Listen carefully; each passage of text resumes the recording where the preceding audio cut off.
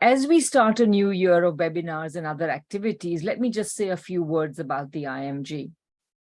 The International Manifesto Group began as a discussion club aiming to comprehend the fast-changing political and geopolitical economy of the world order and its national and regional components at the beginning of the pandemic.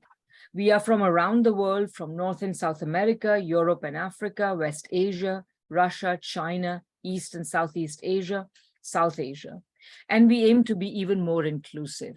We represent a diversity of currents of socialist, anti-imperialist thinking. We meet fortnightly, I think sometimes more often, and hold Zoom events on major issues. These are published on the website. We have put the core of our analysis in our manifesto, which is entitled Through Pluripolarity to Socialism. And we believe that engagement with its themes to develop them further is important for the further advance of the anti-imperialist left worldwide.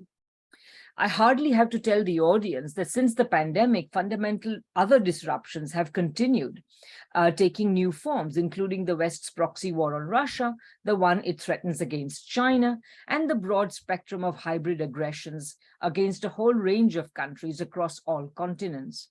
More and more, it appears that the world is dividing between the surprisingly small West, which is the imperialist core, basically. I'm using West as a shorthand, and the rest, and what amounts to a new Cold War.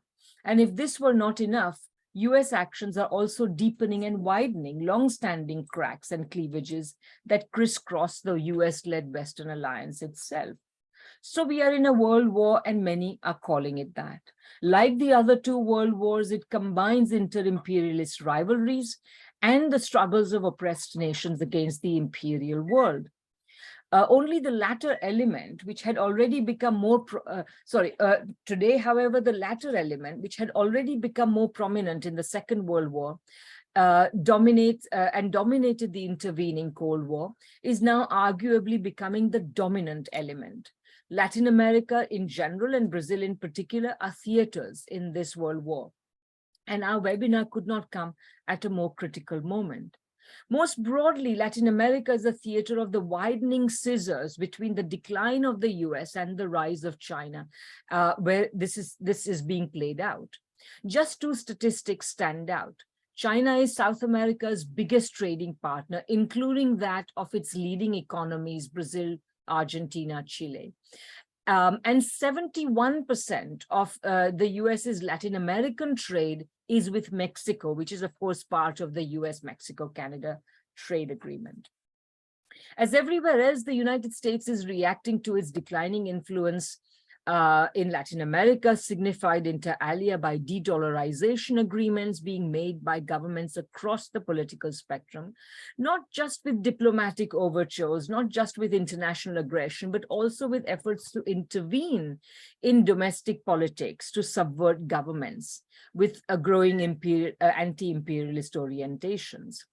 Nowhere is this more so than in Latin America, where the US in every country has aided and entrenched numerically inferior right against progressive forces of the so-called pink tide, which are numerically superior, and that rose after the disasters of neoliberal structural adjustment of the 80s and 90s, and which, despite the best efforts of the Latin American right, aided by the US, refuses to go away.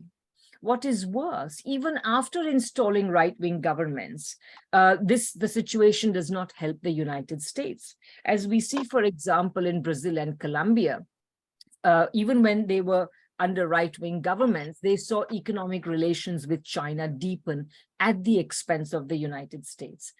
This is simply because essentially what the United States can offer even these right-wing governments has become too paltry. And of course, such developments are creating an increasingly multipolar world.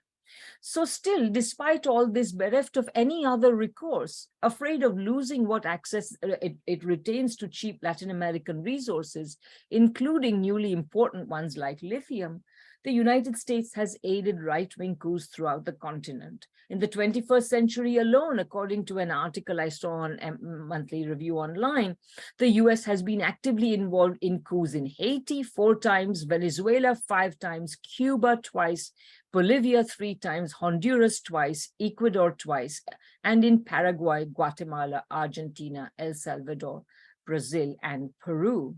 The only time the US did not provide full throttle support to the right was when the Biden administration refused to side with the recent dangerously chaotic coup attempt in Brazil. Chiefly, as was obvious to all, because of domestic considerations, that is to say, considerations having to do with US politics. After all, the coup plotters were following a Trumpist script, and supporting that would never do for a Biden administration.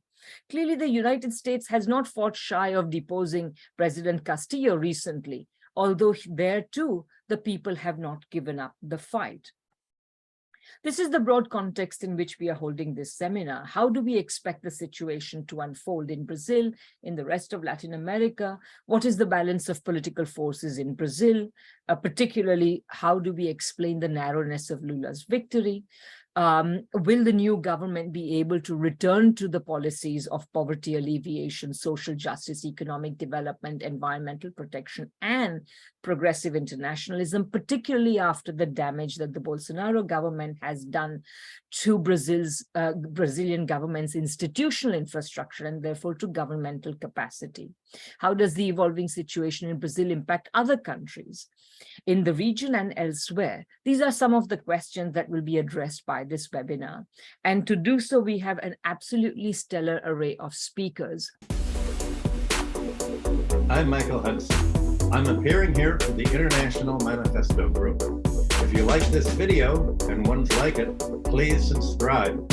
For more information, go to the address on the screen.